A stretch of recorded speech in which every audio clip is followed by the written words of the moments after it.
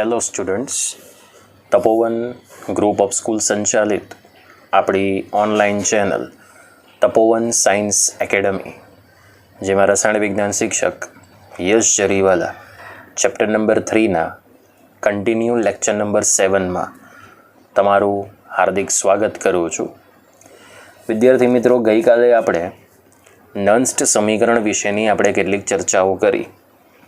નંસ્ટ સમીકરણની ઉપયોગિતા પણ તમે જોઈ ચૂક્યા હશો અને મને વિશ્વાસ છે કે તમે લખીને એ થિયરીને મોઢે કરી નાખી હશે. વિદ્યાર્થી મિત્રો, નંસ્ટ સમીકરણની થિયરી પૂછાતી નથી, પણ બાય ચાન્સ જો કોઈક વાર પૂછાઈ જાય તો એવા સંજોગોની અંદર જો તમે થિયરી લખી હશે તો તમને વ્યવસ્થિત આવડી જશે. બરાબર?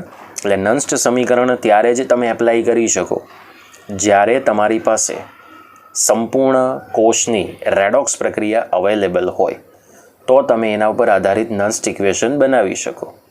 ઓકે, નંસ્ટ સમીકરણ પર આધારિત આપણે દાખલાઓ જોવાના છે આજે, પણ એ પહેલાં કેટલાક એવા પ્રશ્નો છે જે તમારે તમારી નોટબુકમાં લખવાના છે. 4 પ્રશ્નો અત્યારે તમને તમારી સ્ક્રીન ઉપર દેખાય છે કે કેલોમલ એ શું છે. આપણે પ્રમાણિત હાઇડ્રોજન વિદ્યુત ધ્રુવને જ સંદર્ભ વિદ્યુત ધ્રુવ તરીકે લીધો છે, પણ આપણી પાસે કેલોમલ વિદ્યુત ધ્રુવ પણ એવો છે કે જે સંદર્ભ વિદ્યુત ધ્રુવ તરીકે રસાયણ વિજ્ઞાનમાં ઇન્ડસ્ટ્રી લેવલ ઉપર વપરાય છે, જેની અંદર તમને પહેલી અત્યારે વ્યાખ્યા દેખાય છે કે કેલોમલ એટલે શું. What is the definition of calomel? બરાબર? તો કેલોમલ એ mercurous chloride you can say Hg2Cl2, જેમાં આ બે આને જો આપો તો મર્ક્યુરસ ક્લોરાઇડની અંદર મર્ક્યુરસ આયન રહેલો છે જે છે Hg2+2. પોઈન્ટ ટુ બી નોટેડ. તો મર્ક્યુરસ ક્લોરાઇડનું સામાન્ય નામ છે કેલોમલ. તમને બહુ વિકલ્પમાં પૂછી શકાય. આ ટોપિક ઓલરેડી ટેક્સ્ટબુકમાં નથી, પણ ગુજકેટની અંદર 3 થી 4 વખત અને કોમ્પિટિટિવ એક્ઝામમાં પૂછાય છે. તો મર્ક્યુરસ ક્લોરાઇડનું સામાન્ય નામ છે અને પાણીની અંદર અલ્પદ્રાવ્ય ક્ષાર તરીકે, દેટ મીન્સ કે અવક્ષેપ રૂપે તમને જોવા મળે છે. વિદ્યાર્થી મિત્રો, હવે આપણે એવું જોઈએ કે કેલોમલ વિદ્યુત ધ્રુવની રચના એ આપણે કેવી રીતે દર્શાવી શકીએ છીએ. તો આપણે એક કાચની નળી લેવાની, જેમાં એક છેડો ખુલ્લો હોય અને એક છેડો બંધ હોય, જેની અંદર શુદ્ધ મર્ક્યુરી લેવાનું અને મર્ક્યુરી અને HgCl2 મર્ક્યુરિક ક્લોરાઇડ અને KClની જ્ઞાત સાંદ્રતાવાળી આપણે લુગદી એટલે આપણે કહીશું પેસ્ટ બનાવીશું. બરાબર? મર્ક્યુરી, HgCl2 મર્ક્યુરિક ક્લોરાઇડ અને KCl, આ ત્રણેયની બનેલી તમારે પહેલાં પેસ્ટ બનાવવાની. પેસ્ટ બનાવી દીધા બાદ KClની જ્ઞાત સાંદ્રતાવાળું Hg2Cl2 મર્ક્યુરસ ક્લોરાઇડના દ્રાવણથી આપણે એને સંતૃપ્ત કરવાનું, કે જેને કારણે આપણે ત્યારબાદ સાંદ્રતા બદલી શકીએ નહીં. બરાબર? તો KClની જે શરૂઆતની જ્ઞાત સાંદ્રતા લીધી છે એ જ બીજી વખત પણ તમારે જ્ઞાત સાંદ્રતા લેવાની.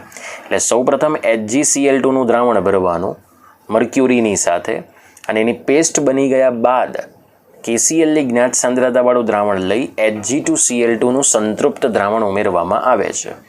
ઓકે, તો આ રીતે આપણે કેલોમલ વિદ્યુત ધ્રુવની રચના કરી શકીએ.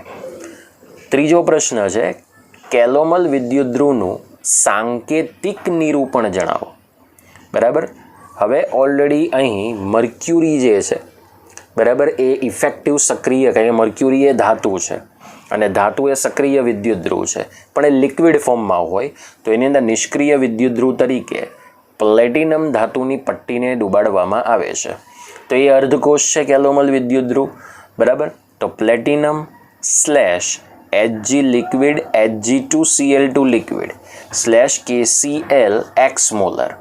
બરાબર? મતલબ કે અહીં જે KClની સ્મોલર સાંદ્રતા છે તે આપણે 1 મોલર કે 1 મોલરથી વધારે કે ઓછી સાંદ્રતા પણ લઈ શકીએ. તમારે કેવો સંદર્ભ વિદ્યુત ધ્રુવ બનાવવો છે તેની ઉપર એ ડિપેન્ડ કરે છે. એટલે KClની સાંદ્રતા આપણા ઉપર છે કે આપણે કેટલી રાખવી છે, એટલે અહીંયા લખ્યું છે x મોલર. ઓકે, જેમાં KCl એટલા માટે ઉમેરવામાં આવે છે, આ પણ એક પ્રશ્ન બોર્ડની અંદર કદાચ પૂછી શકાય. તો KClનું ઉમેરવાનું રીઝન એવું છે, વિદ્યુત વાહકીય લુગદી બનાવવા માટે કે જેમાંથી આયોનાઇઝેશન થઈ શકે. એટલે KClનું દ્રાવણ એ મર્ક્યુરસ ક્લોરાઇડની અંદર ઉમેરવામાં આવે છે. હવે છે કેલોમલ વિદ્યુતધ્રુવમાં થતી રાસાયણિક પ્રક્રિયાઓ. તો સૌથી પહેલાં મર્ક્યુરસ ક્લોરાઇડ જે છે પેસ્ટ એનું આયોનાઇઝેશન કરવાનું, એટલે Hg2Cl2 + 2Cl- એમ 2 આયનો છૂટા પડશે. ઓકે, જેમાં Hg2+2 એ 2 ઇલેક્ટ્રોનનો સ્વીકાર કરી 2 મોલ્સ ઓફ Hg લિક્વિડની અંદર રિડક્શન પામશે.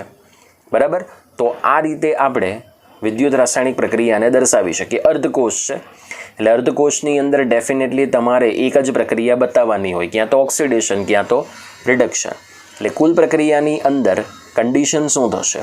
બરાબર, તો આ Hg2+2 Hg2+2 કેન્સલ આઉટ થઈ જશે. એટલે Hg2Cl2 liquid + 2 electron minus gives 2 moles of Hg liquid + 2Cl- aqueous.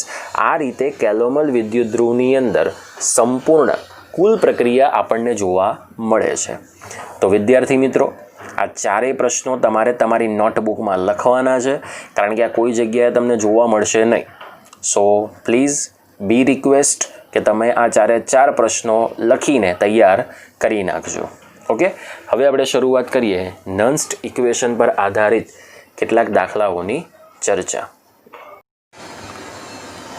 વિદ્યાર્થી મિત્રો, સ્ક્રીન ઉપર તમને દેખાય છે કે કોષ દર્શાવો.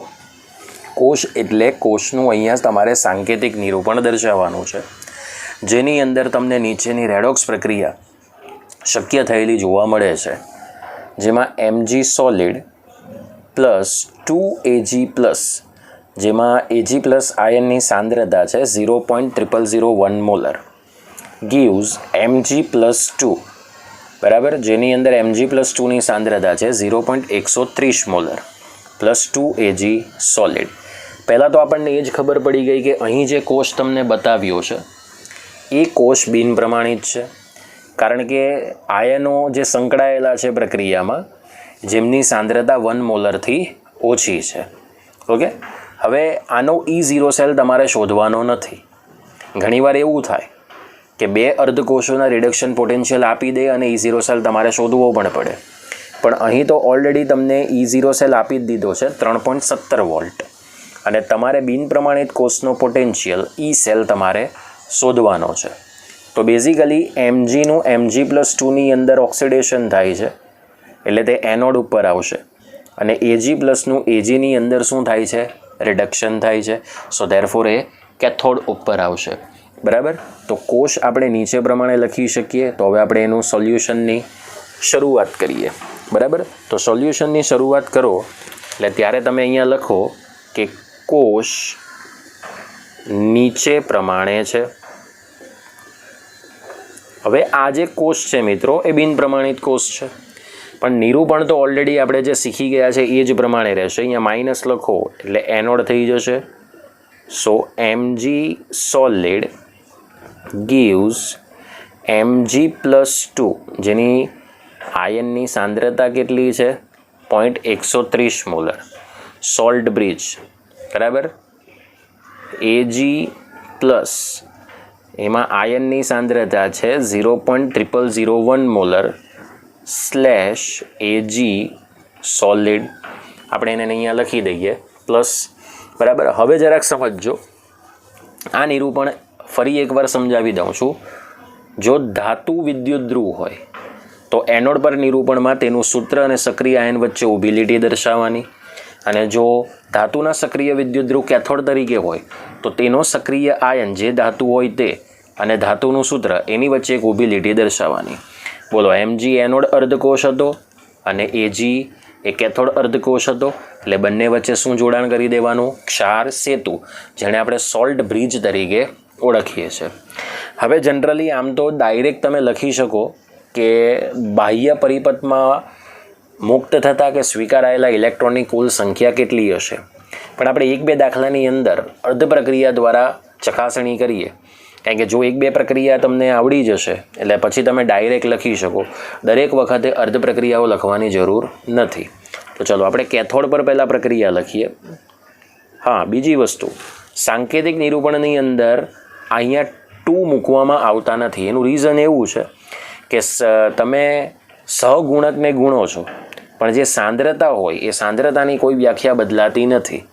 સમજાય છે? એટલે 1 મોલર સાંદ્રતા પણ લો તો પણ એનો કોઈ કન્સેપ્ટ બદલાતો નથી.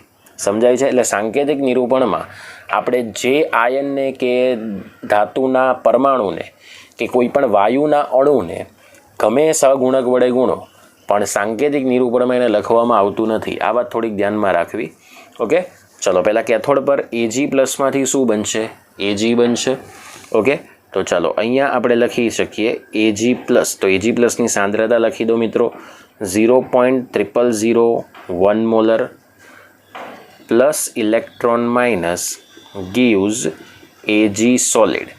આને તમે કમ્પ્લીટલી બાજુમાં લખી શકો RHR, રિડક્શન અર્ધ પ્રક્રિયા. ચલો ત્યાર પછી એનોડિક ઓક્સિડેશન લખીએ તો Mgમાંથી બને છે Mg+2. So Mg solid gives Mg+2 0.130 molar plus 2 electron minus. એ છે OHR, ઓક્સિડેશન હાફ રિએક્શન. બરાબર. હવે આ ઉપરના સમીકરણને પણ તમે 2 વડે ગુણી દો. બોલો, ક્લિયર થઈ ગયું? હવે તમે જુઓ છો કે બાહ્યતમ કોષમાં ગુમાવાયેલા અને સ્વીકારાયેલા ઇલેક્ટ્રોનની સંખ્યા 2 છે. એટલે n બરાબર આપણે શું લઈશું? 2. બરાબર. એટલે અહીંયા આપણે લખી દઈએ ટોટલ રિએક્શન, જેને શોર્ટકટમાં કહું છું TR. બરાબર. એટલે 2 ઇલેક્ટ્રોન કેન્સલ આઉટ થઈ જશે. એટલે તમને ઉપરની જે રેડોક્સ પ્રક્રિયા છે ને એ જ સીધી મળી જાય છે, જે રકમમાં તમને આપી દેવામાં આવી છે. બરાબર. સો Mg solid plus 2Ag plus 0.0001 molar gives Mg+2 0.130 molar plus 2Ag solid. Okay, હવે અહીં જેટલી વસ્તુ આપણને ખબર છે, બરાબર, નન્સ્ટ ઇક્વેશન માટે શું જોઈશે? E0 સેલ જોઈશે, nની સંખ્યા જોઈશે અને આયનોની સાંદ્રતા જોઈશે. આપણી પાસે બધી જ માહિતી અત્યારે અવેલેબલ તમને જોવા મળે છે. એટલે અહીંયા લખી દો કે અહીં E0 સેલ 3.17 વોલ્ટ, જુઓ એ રકમમાં તમને આપી જ દીધું છે. અને n એટલે તમે જે ઇલેક્ટ્રોનને કેન્સલ આઉટ કર્યા તે તો 2 છે. બરાબર. હવે આ આપણી પાસે કયો કોષ છે? બિન પ્રમાણિત કોષ છે. તો બિન પ્રમાણિત કોષ માટે શું શોધવાનું છે? E સેલ શોધવાનો છે. બરાબર. તો હવે આપણે કયું સમીકરણ એપ્લાય કરી શકીએ? નન્સ્ટ સમીકરણ. તો નન્સ્ટ સમીકરણનું તમારે પહેલાં જનરલ ફોર્મ તો લખી જ દેવાનું, ખબર જ છે તમને કે E cell is equal to E0 cell minus 0.059 divided by n into log of, બોલો નીપજ તરફ સ્પીસીસ કઈ છે? Mg+2 ને Ag, પણ આપણે માત્ર શું લઈએ છીએ? આયનો લઈએ છીએ. એટલે નીપજ તરફ આયન છે Mg+2 આયનની સાંદ્રતા, છેદમાં પ્રક્રિયક તરફ કયો આયન છે? Ag+, પણ એના 2 મોલ છે. એટલે આપણે લઈશું Ag+ની સાંદ્રતાનો વર્ગ. ઓકે, ચલો ધેરફોર આપણે કેલ્ક્યુલેટ કરવાનું છે E સેલ. ચલો E સેલને આપણે કેલ્ક્યુલેટ કરવા માટે E0 સેલની આપણી પાસે કિંમત છે 3.17. બરાબર. કિંમતો આપણે મૂકતા જ જઈએ. 0.059 divide by 2 into log of, બોલો Mg+2ની કિંમત કેટલી છે? 0.130. કિંમત મૂકો સાંદ્રતાની એટલે નાનો કાઉન્સ મૂકી દેવાનો, છેદમાં Ag પ્લસ જે છે એની સાંદ્રતાની કિંમત છે 0.0001 હોલ સ્ક્વેર થશે. બરાબર. ચલો therefore E cell is equal two 3.17 minus, હવે 0.059 ડિવાઈડ બાય 2 કરો. બરાબર. એટલે એ મૂલ્ય તમને મળશે 0.0295 ઇન્ટુ લોગ. હવે આપણે 0.130 ભાગ્યા 0.0001 આપણે 2 વખત ભાગવું પડશે. બરાબર. તો એ તમને ટોટલ કિંમત મળશે. બરાબર. કેલ્ક્યુલેશન તમે જાતે પણ કરી શકો છો, બરાબર. એટલે એ તમને ટોટલ કિંમત મળશે 130 લાખ. કેટલી મળશે? 130 લાખ. બોલા, 130 લાખ કિંમત મળી ગઈ. હવે તમારે 130 લાખનો તમારે લોગ જોવો પડશે અને એને 0.0295ની સાથે ગુણી દેવાનો. ચલો, therefore E cell is equal two આ છે 3.17 માઇનસ 0.0295. ઓકે. હવે લોગ 130 લાખ, તો 130 લાખનો લોગ તમને જોતા આવડે છે. મેં લોગ શોધવા માટેની જે તમને સિસ્ટમ છે તે બતાવી હતી, બરાબર. બોલો, કઈ સિસ્ટમ આવશે? 130 લાખ પહેલાં કેલ્ક્યુલેટર ઉપર કિંમત લખો, બરાબર. 130 લાખ તમે કેલ્ક્યુલેટર પર પહેલાં કિંમત લખી દીધી, પછી એમાં 15 વખત વર્ગમૂળ કરવાનું, -1 કરવાનું અને શું કરવાનું? ભાગ્યા 0.4 વખત 0, 70, 271 અને પછી બરાબરનું ચિહ્ન દબાવશો એટલે એ તમને મળી જશે 130 લાખનો લોગ. તો ચલો આપણે કિંમત મૂકીએ. એટલે 130 લાખનો તમને લોગની કિંમત મળશે 7.1155. હવે આ જે 7.1155 છે મિત્રો, એ 7.1155ને 0.0295 વડે ગુણી દો, બરાબર. એટલે એ તમને મળશે 3.17 માઇનસ 0.2099, બરાબર. આ બેનો ગુણાકાર મળશે 0.2099, બરાબર. હવે જે તમને ઈ સેલ મળશે એ 3.17માંથી 0.2099 તમે બાદ કરો. 3.17 માઇનસ 0.2099 એટલે એ તમને મળશે 2.9601 વોલ્ટ. કારણ કે E0 સેલનો એકમ જો વોલ્ટ આવે તો ઈ સેલનો એકમ પણ તમને કેવો મળશે? વોલ્ટ જ મળશે. હવે જુઓ, દાખલાને જો એક સારી રીતે તમારે સમજવું હોય કે આનો જવાબ શું આવશે તો એને ફોકસ કરો કે જે તમારી પાસે Mg+2 એનોડ તરફનો આયન છે અને Ag+ એક કેથોડ અર્ધકોષનો આયન છે, તો એમાં એનોડ અર્ધકોષના આયનની સાંદ્રતા વધારે છે અને કેથોડ તરફ રહેલા આયનની સાંદ્રતા ઓછી છે. સો ધેરફોર ઈ સેલની કિંમતમાં આ Mg+2ની કિંમત ઓલરેડી વધે છે. હવે Mg+2 એટલે કે એનોડ પરના આયનની સાંદ્રતા જો વધે ને તો ઈ સેલની કિંમત E0 સેલ કરતાં ઓછી જ થાય. તો જુઓ, 3.17ની જગ્યાએ આપણને ઈ સેલ કેટલો મળ્યો? 2.9601 વોલ્ટ, બરાબર. તો બસ આ જ રીતે તમારે યાદ રાખવાનું કે મારા દાખલાનો જવાબ E0 સેલ કરતાં વધશે કે E0 સેલ કરતાં ઘટશે. સમજાઈ ગયું? તો બસ આ જ બધી માહિતી તમારે ચેક કરવાની છે. ઓકે. તો આ થઈ ગયો તમારી પાસે કોયડો 3.1, જેને મેં અહીંયા લખ્યું છે એક્ઝામ્પલ 3.1. હવે આપણે નેક્સ્ટ દાખલા તરફ જઈએ. સ્ક્રીનશોટ પાડવો હોય તો પાડી શકો છો. આપણી પાસે લખાણ સંબંધિત 3.4 નંબરનો દાખલો છે, જેમાં તમને એવું કહ્યું છે મિત્રો કે pH બરાબર 10 દ્રાવણ સાથે સંપર્કમાં રહેલા હાઇડ્રોજન વાયુ વિદ્યુત ધ્રુવનો આપણે અહીં પોટેન્શિયલ ગણવાનો છે. હવે સૌથી પહેલાં તો તમારે હાઇડ્રોજન વિદ્યુત ધ્રુવનો કયો પોટેન્શિયલ ગણવાનો છે એ તમને આપ્યું નથી, પણ એસઆઈ એકમ પદ્ધતિ પ્રમાણે આપણે રિડક્શન પ્રક્રિયાને ફોલો કરીએ છીએ. એટલે આપણે સૌથી પહેલાં હાઇડ્રોજન વિદ્યુત ધ્રુવમાં જે પ્રક્રિયા થાય છે રિડક્શન, એને આપણે ફોકસ કરીશું. તો અહીં લખી દઈએ કે H2 વાયુ વિદ્યુત ધ્રુવમાં થતી પ્રક્રિયા નીચે મુજબ છે, બરાબર. તો અહીં આપણે રિડક્શન પ્રક્રિયા લખીએ કે H plus aqueous plus electron minus gives 1/2 H2 gaseous.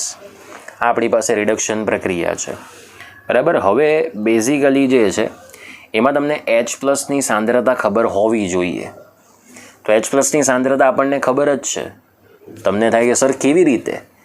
તો અહીંયા તમે જોઈ શકો છો, તમને pH આપી દીધું છે, બરાબર. તો અહીં આપણે ઓલરેડી pH બરાબર. pH ઇઝ ઇક્વલ ટુ કેટલું છે? 10 છે. હવે આપણે pHનું સૂત્ર એપ્લાય કરી શકીએ. pHમાં p સ્મોલમાં અને h કેપિટલમાં લખવાનું.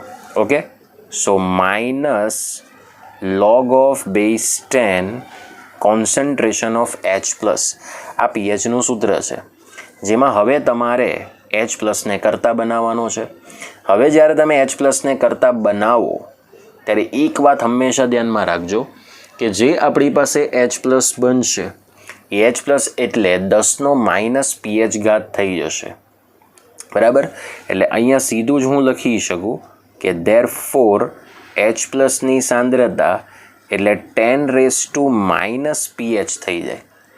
બરાબર. એટલે જે pH હોય એની કિંમત તમે મૂકી દો તો H plus is equal two 10⁻10 molar. આ એક આખો શોર્ટકટ છે જે તમે ઓલરેડી યાદ રાખી શકો કે જ્યારે પણ pH પરથી H પ્લસની સાંદ્રતા શોધવાની હોય કે H3O પ્લસની સાંદ્રતા શોધવાની હોય એટલે સીધું જ તમારે સૂત્ર મૂકવાનું 10⁻⁻ pH એટલે 10⁻10 મોલર.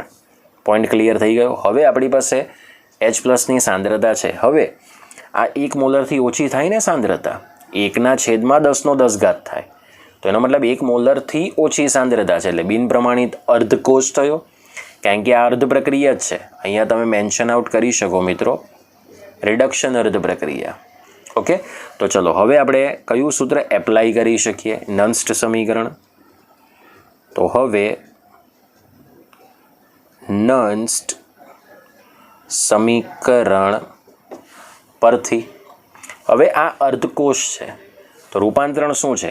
H પ્લસમાંથી 1/2 H2 છે, તો આપણે એ જ અર્ધકોષનું નિરૂપણ લખવું પડે કે EH plus /1/2 H2 is equal to E0 H plus /1/2 H2 minus 0.059 divide by n into log of. ચલો આ તમારી પાસે 1/2 H2 એટલે P of pressure of H2 થાય. બરાબર, જેનો 1/2 ઘાત થશે. કેટલો ઘાત થશે? 1/2. તો એ તો આપણે એક જ લઈ શકીએ કારણ કે 1 બાર છે. બરાબર, તો 1/H પ્લસની સાંદ્રતા મળશે. ઓકે, ચલો આપણે આ આઈડેન્ટિફાઈ કરવાનું છે તો આપણે એને કરતા બનાવી દઈએ. તો EH plus /1/2 H2 is equal to હાઇડ્રોજનનો રિડક્શન પોટેન્શિયલ હોય કે ઓક્સિડેશન પોટેન્શિયલ હોય એની કિંમત તો 0.0 જ આવે, માઇનસ 0.059 ડિવાઇડ બાય 1 થશે. શું થશે? 1, કારણ કે આપણે n બરાબર અહીંયા 1 લીધું છે. ઓકે, ચલો ત્યાર પછી ઇન્ટુ લોગ 1/10 પાવર -10 થશે ને, 1/10 પાવર -10. ઓકે, ચલો હવે આપણી પાસે જે કન્ડિશન છે એ કન્ડિશનની અંદર EH plus /1/2 H2 okay is equal two આપણે -0.059 લઈ શકીએ કારણ કે હવે 0 કેન્સલ થઈ જશે અને આ આખો ઘાતાંક આપણે ઉપર લઈ જઈએ તો log 10 પાવર શું થશે? 10 થાય. 10નો -10 ઘાત નીચે છે તો ઉપર લઈ જાય તો 10નો 10 ઘાત પ્લસ થઈ જશે. સો therefore EH plus /1/2 H2. Okay, હવે ઓલરેડી લોગનો આધાર 10 થાય, એનો ઘાતાંક 10 છે ને એનો ઘાતાંક 10 છે એટલે આ 10 કેવો બની જશે? સહગુણક તરીકે. બરાબર, તો -10 ઇન્ટુ 0.059 ઇન્ટુ log બેઝ 10 થશે, સોરી log 10 થશે. હવે આપણે log 10ની કિંમત મિત્રો જાણીએ છીએ 1 થાય. બરાબર, તો EH પ્લસ /1/2 H2. બરાબર, હવે -10 ગુણ્યા 0.059 ગણશો એટલે -0.59 થાય ને log 10ની કિંમત 1 થાય. સો EH પ્લસ /1/2 H2 એ છે -0.59 વોલ્ટ. ઇન કેસ આની જગ્યાએ જો તમે ઓક્સિડેશન પોટેન્શિયલ શોધો તો E1/2 H2 /h પ્લસ મૂલ્ય એટલું ને એટલું જ રહે, પ્લસ હોય તો માઇનસ ને માઇનસ હોય તો પ્લસ થઈ જાય. આ તમારો થઈ ગયો pH ઇઝ ઇક્વલ ટુ 10 જ્યારે હોય ત્યારે તે હાઇડ્રોજન વિદ્યુતધ્રુવ માટે તેનો પોટેન્શિયલ. પહેલો છે તે રિડક્શન પોટેન્શિયલ છે અને બીજો છે તે ઓક્સિડેશન પોટેન્શિયલ તમને જોવા મળે છે. હવે અહીં pH ગમે એટલી હોય, pH 10 પણ પૂછી શકે, pH 3 પણ પૂછી શકે, pH 7, 8 ગમે એટલી પૂછી શકે, બરાબર. એ તમારે કમ્પ્લીટલી એ પ્રમાણે દાખલો ગણવાનો, પણ મેઇન પોઈન્ટ છે આ pH પરથી H+ની સાંદ્રતા શોધવાનો. પોઈન્ટ ક્લિયર થઈ ગયો? તો આ છે તમારી પાસે લખાણ સંબંધિત 3.4 નંબરનો દાખલો. સ્ક્રીનશોટ પાડી દો. હવે વિદ્યાર્થી મિત્રો, લખાણ સંબંધિત 3.5 નંબરનો દાખલો, જેમાં આપણને એવું કહ્યું છે કે નીચે આપેલી પ્રક્રિયા માટે આપણે કોષનો EMF શોધવાનો છે. હવે EMF આપણી પાસે છે ને બે રીતના હોય, એક E સેલ હોય અને એક E0 સેલ હોય. તો ડેફિનેટલી તમને E0 સેલ તો આપી જ દીધું છે રકમમાં કે 1.05 વોલ્ટ એ આ કોષ માટે તમને ઓલરેડી EMF જોવા મળે છે. હવે આયનોની સાંદ્રતા 1 મોલરથી ઓછી છે. સો દેટ્સ વાય કે આ બિન પ્રમાણિત કોષ છે એવું આપણને ખબર જ છે, બરાબર. એટલે બિન પ્રમાણિત કોષ માટે એનો EMF એટલે આપણે એને E સેલ તરીકે ઓળખીએ છીએ, બરાબર. હવે આની અંદર આપણે કોષનું સાંકેતિક નિરૂપણ લખવાની જરૂર નથી, તમને સંપૂર્ણ રેડોક્સ પ્રક્રિયા આપી દીધી છે. હવે આની અંદર જે જરૂરિયાત માહિતી ઊભી થશે નન્સ્ટ ઇક્વેશન માટે, બરાબર, એ બધી જ માહિતી આપણને અહીં ખબર હોવી જોઈએ. તો સૌથી પહેલાં તો E0 સેલ જે ખબર હોવી જોઈએ, ન ખબર હોય તો શોધવો પડે, બરાબર. તો અહીં E0 સેલ એની ટોટલ કિંમત છે 1.05 વોલ્ટ. હવે આપણે બાહ્ય પરિપથમાં પસાર થતા ઇલેક્ટ્રોનની મોલ સંખ્યા એટલે કે સ્મોલ nની માહિતી ખબર હોવી જોઈએ. તો આપણે ડાયરેક્ટ જ લઈ લઈએ છીએ. Ni જ્યારે Ni+2ની અંદર રૂપાંતરણ થાય ત્યારે 2 ઇલેક્ટ્રોન મુક્ત કરશે, તો જ બંને તરફ કુલ વીજભાર 0 થશે. એ જ પ્રમાણે 2Ag+ Ni એ મુક્ત કરેલા 2 ઇલેક્ટ્રોનનો સ્વીકાર કરશે અને 2 મોલ્સ ઓફ Agમાં રિડક્શન પામશે. સો ધેરફોર બાહ્ય પરિપથમાં વહેતા ઇલેક્ટ્રોનની સંખ્યા એટલે n બરાબર 2 થશે. ઓકે, આયનોની સાંદ્રતા તમને આપી છે, જેમાં Ag+ની જે સાંદ્રતા છે એ છે 0.002 મોલર અને Ni+2ની સાંદ્રતા જે છે એ પણ તમને આપી દીધી છે, એ છે 0.160 મોલર. મતલબ કે નન્સ્ટ ઇક્વેશન માટે જે પદોની માહિતી આપણી પાસે હોવી જોઈએ એ ચારે ચાર માહિતી આપણી પાસે અત્યારે અવેલેબલ છે. હવે તમે સીધું એપ્લાય કરી શકો નન્સ્ટ સમીકરણ. તો નન્સ્ટ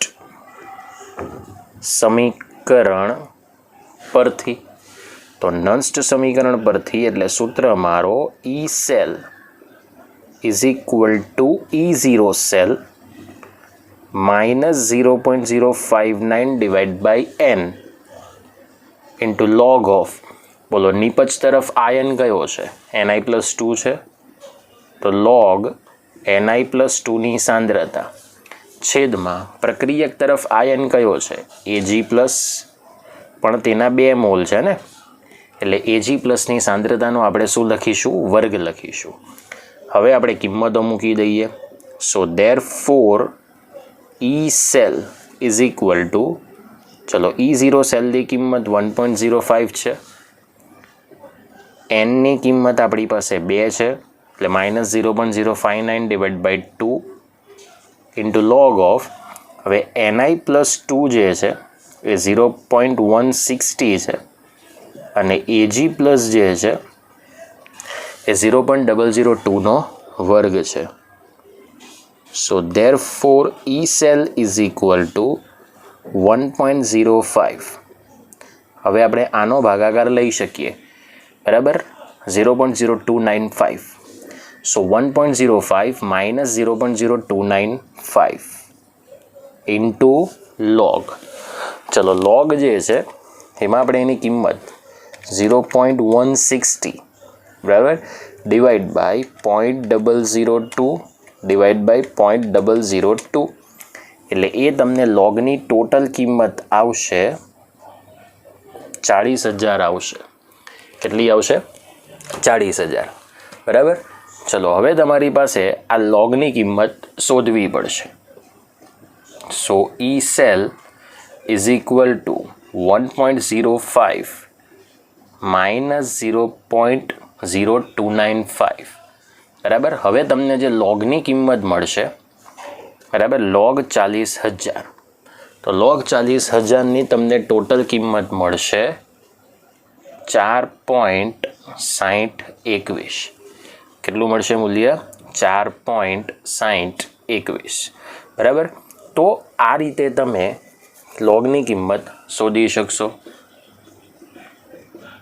લોગ ન શોધતા આવડે તો ફરીથી કહી દઉં છું, 40,000 કેલ્ક્યુલેટરની સ્ક્રીન પર લખો, 15 વખત વર્ગમૂળ પ્રેસ કરો, -1 કરો અને ભાગ્યા 0.4 વખત 0 70,271 ને પછી ઇક્વલ ટુ પ્રેસ કરો એટલે તમને ટોટલ સ્ક્રીન ઉપર આ લોગની કિંમત મળી જશે. બરાબર. હવે 1.05 તો એઝ ઇટ ઇઝ રાખવાના, માઇનસ આ બેનો આપણે શું કરવાનો? ગુણાકાર કરવાનો.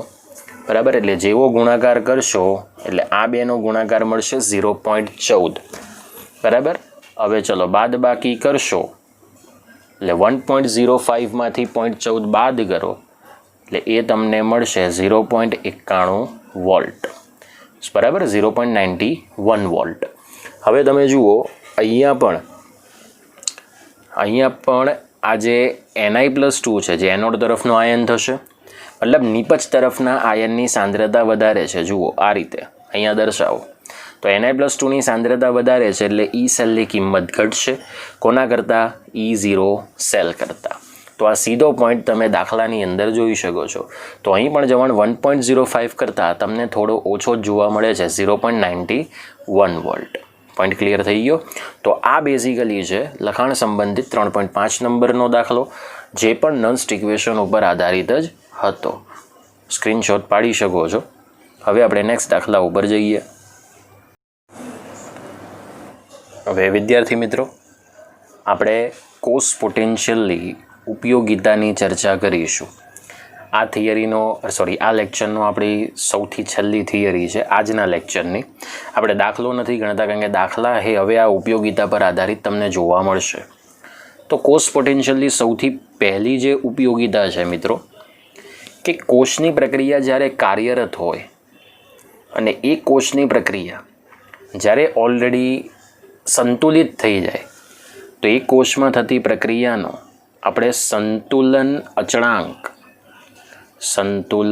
અચળાંક જેને આપણે સાઇન આપીએ છીએ Kc. તો સંતુલન અચળાંક આપણે Kcની કિંમત કે Kcનું મૂલ્ય આપણે શોધી શકીએ છીએ. સેકન્ડ આપણી પાસે તેની ઉપયોગિતા છે કે યોગ્ય કોષની આપણે રચના કરીએ અને એ યોગ્ય કોષની રચના કર્યા બાદ તેનો જે પોટેન્શિયલ હોય એ પોટેન્શિયલ બાદ જો માની લો અવક્ષેપ મળતો હોય, અવક્ષેપને આપણે નામ આપ્યું છે અલ્પદ્રાવ્ય ક્ષાર. તો એ અલ્પદ્રાવ્ય ક્ષારનો આપણે દ્રાવ્યતા ગુણાકાર અચળાંક Ksp શોધી શકીએ છીએ. આ ઉપરાંત એસિડિક દ્રાવણની pH શોધી શકીએ છીએ અને પાણીનો આયોનિક ગુણાકાર જેને આપણે શું કહીએ છીએ? Kw. બરાબર. તો અલ્પદ્રાવ્ય ક્ષારોનો દ્રાવ્યતા ગુણાકાર અચળાંક Ksp, એસિડિક દ્રાવણોની pH અને પાણીનો આયોનિક ગુણાકાર Kw ની આપણે કિંમત શોધી શકીએ છીએ. ત્રીજી ઉપયોગિતા છે કે કોસ પોટેન્શિયલનો ઉપયોગ કરી આપણે કેટલાક પોટેન્શિયોમેટ્રિક અનુમાપનો કરી શકીએ છીએ.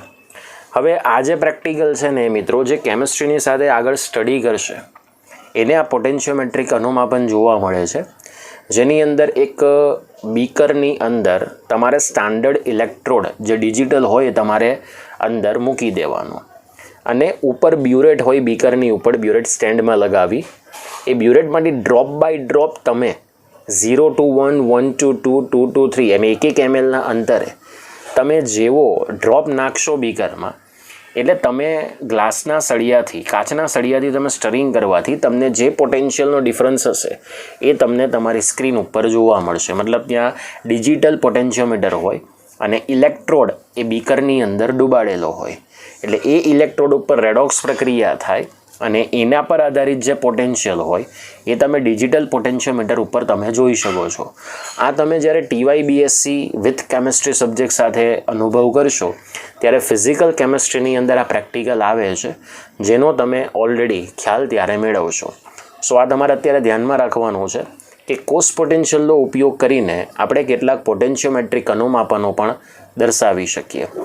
તો બેઝિકલી આનો મતલબ એવો જ થાય છે કે 3 ઉપયોગિતા એ કોષ પોટેન્શિયલની જોવા મળે છે. હવે આવતીકાલે આપણે સાંદ્રતા કોષનો સંતુલન અચળાંક કેવી રીતે સાંદ્રતા કોષનો પોટેન્શિયલ કેવી રીતે શોધી શકીએ અને જો કોઈ કોષ હોય બરાબર તો એ કોષનો કોષ પોટેન્શિયલ કેવી રીતે શોધી શકીએ જેની આપણે સંપૂર્ણ માહિતી મેળવીશું. ઓકે, તો આ વાત થોડીક તમે ધ્યાનમાં રાખજો. તો આજનો લેક્ચર અહીં પૂર્ણ થાય છે. આવતીકાલ મળીશું બરાબર નવા ટૉપિકની સાથે અને નવા દાખલાની સાથે. જય હિન્દ, જય ભારત.